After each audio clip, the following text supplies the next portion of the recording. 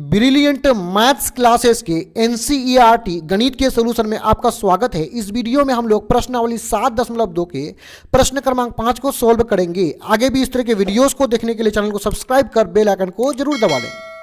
यहाँ 5 नंबर में है कि वह अनुपात ज्ञात कीजिए। क्या ज्ञात करना है? अनुपात, यानी हमें यम1 अनुपात यम2 ज्ञात करना है। यम1 अनुपात यम2 ज्ञात करना है। आगे क्या कंडीशन है उसको देखिए, जिसमें बिंदुओं यानी पहला बिंदु ए यहां पर है और बिंदु बी यहां पर है को मिलाने वाला रेखाखंड, यानी ये दोनों बिंदु को मिलाएंगे तो एक रेखाखंड मिलेगा, एक्स अक्ष से विभाजित होता है।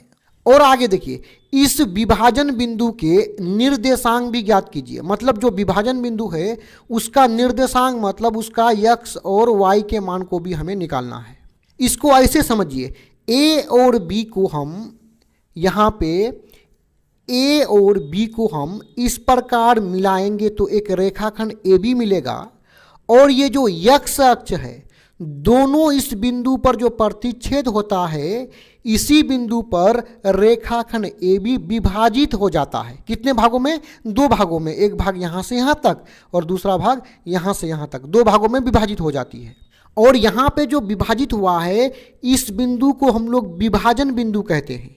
इसको विभाजन बिंदु इसलिए कहते हैं क्योंकि ये 2 भागों में इस रेखा को विभाजित कर दिया है, तो इसे हम विभाजन बिंदु कहेंगे। और इस बिंदु को हम लोग सबसे पहले क्या मान लेंगे? P मान लेंगे। और इस बिंदु का निर्देशांक क्या होगा उसको समझिए। देखिए, ये बिंदु इस रेखाखंड पर तो है, AB पर तो है, साथ ही साथ x अक्ष पर भी है। तो x अक्ष पर जो भी बिंदु होगा उसका x का मान कुछ ना कुछ होगा। अभी हमें x का मान पता है नहीं है, तो पहला मान को x मान लेंगे और दूसरा मान 0 हो जाएगा। यानी x अक्ष पर जो भी बिंदु होता है उसका जो दूसरा मान है, y का जो मान है वो 0 होता है। x का मान कुछ ना कुछ होता है, अभी हमें पता नहीं है, तो इसको हम लोग क्या मान लेंगे? x मान लेंगे। सीधे रूप में समझिए, x अक्ष पर जो भी बिंदु होता है वो x, 0 के रूप का होता है। तो इस प्रश्न में हमें कह रहा कि सबसे पहले अनुपात निकालना है, यानी यम1 अनुपात यम2 निकालना है। उसके बाद यहाँ जो ये बिंदु है, ये जो विभाजन बिंदु है, इसके निर्देशांक भी निकालना है। यहाँ y का मान तो 0 दिया हुआ है, यहाँ केवल हमें x के मान को ही निकालना पड़ेगा। तो आइए सबसे पहले ये जो विभाजन बिंदु को P माने हैं इसको यहाँ पे लिख लेते हैं। सिंपल सा लिखेंगे हल। और माना कि विभाजन बिंदु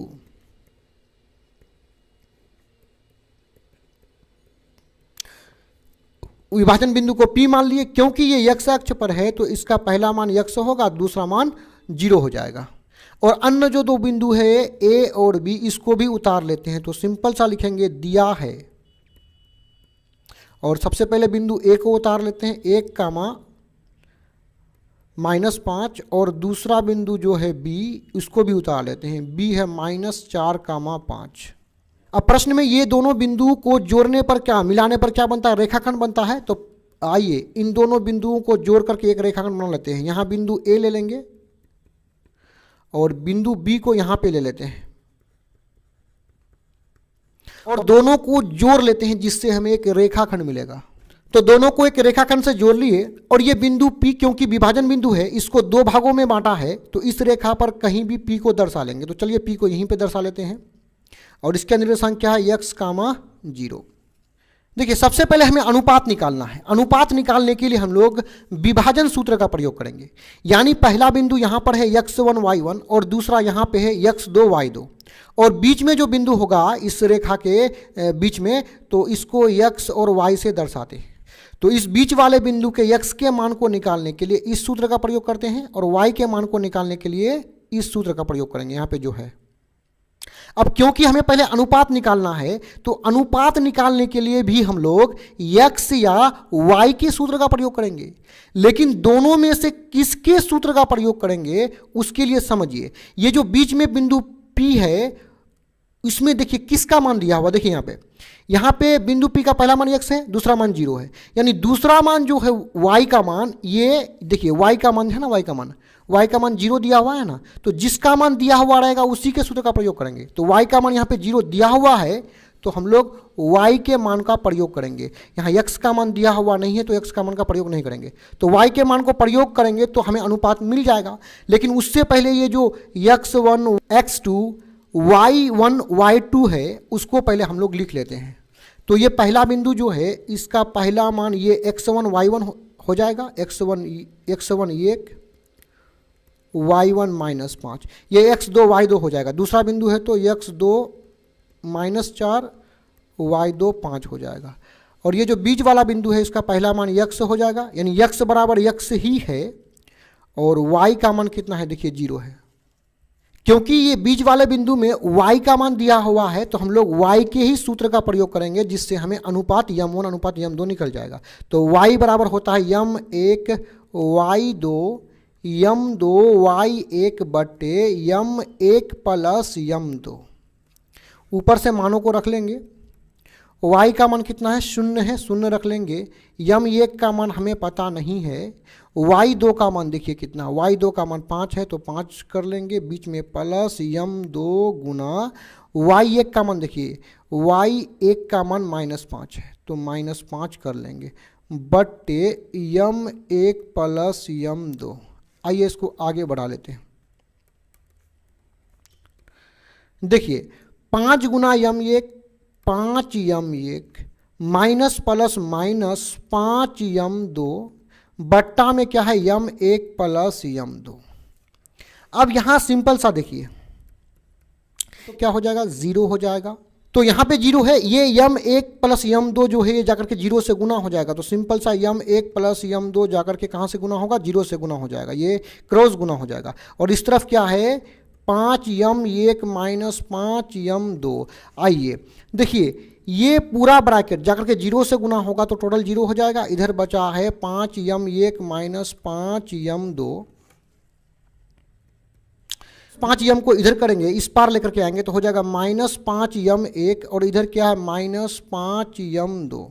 अब हम लोग m1 और m2 को एक तरफ कर लेंगे, यानी इधर जो m1 है इसको लिखेंगे और -5 को हम इस पार कर देंगे। तो जब -5 को इस तरफ करेंगे तो इस तरफ केवल क्या बचेगा, m1। और यहाँ पे m2 -5 के साथ गुना के रूप में है, इस तरफ आएगा तो क्या हो जाएगा, m1 के साथ भाग लग जाएगा। m2 तो इस तरफ चले आया, यहाँ क्या बचा -5 और ये -5 गुना के रूप में है, इस तरफ आएगा तो आकर के भाग लग जाएगा। अब ऊपर नीचे माइनस माइनस कट जाएगा, 5 1 कम 5, 5 1 कम 5। आइए इसको आगे बढ़ाते हैं। m1 इसको अनुपात में बदल देंगे। देखिए बट्टा का मतलब अनुपात होता है तो यहाँ अनुपात करेंगे, m2 हो जाएगा।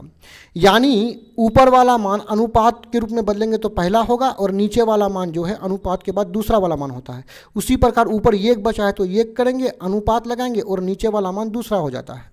तो अनुपात हमें 1 अनुपात 1 प्राप्त हुआ है। अब हम लोग सिंपल सा क्या करेंगे, इस बिंदु की यानी बीच वाला जो बिंदु विभाजन बिंदु है इसके निर्देशांक को हमें निकालना है। तो बिंदु P का दूसरा मान 0 दिया हुआ है, केवल हमें किसका मान निकालना है, x का मान निकालना है। तो आइए यहाँ पे निकाल लेते हैं। तो x के मान को, P के x के मान को निकालने का सूत्र क्या है, m1 x2 m2 x1 बट्टे m1 प्लस m2। ठीक है, चलिए इसको आगे बढ़ा लेते हैं। m1 देखिए पहला मान m1 का है, दूसरा मान m2 का है। तो m1 बराबर 1 है गुना x2 और x1 के मान को आइए ऊपर में देख लेते हैं। x1 का मान 0 है और x2 का मान -4 है।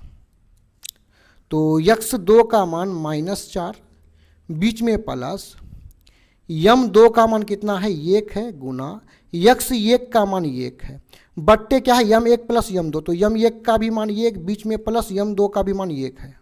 चलिए इसको इधर आगे बढ़ा लेते हैं। -4 गुना 1 -4, बीच में प्लस 1 गुना 1 1 प्लस 1 2 हो जाएगा।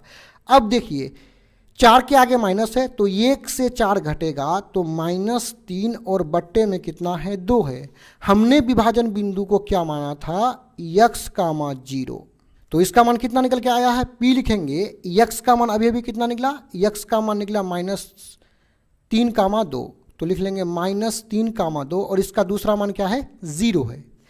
अतः करेंगे जो दोनों मान हमें निकालना था उसको यहाँ पे लिख लेंगे। सबसे पहले हमें अनुपात निकालना था जिसको हम लोग m1 अनुपात m2 कहते हैं। ये निकल करके कितना आया है 1 अनुपात 1। तो यहाँ पे सिंपल सा लिख लेंगे बराबर 1 अनुपात 1।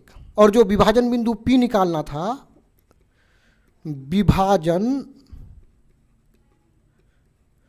बिंदु P वो कितना निकला है -3/2, 0। यही हो जाएगा आंसर। डिस्क्रिप्शन में और भी वीडियोस के लिंक है। धन्यवाद।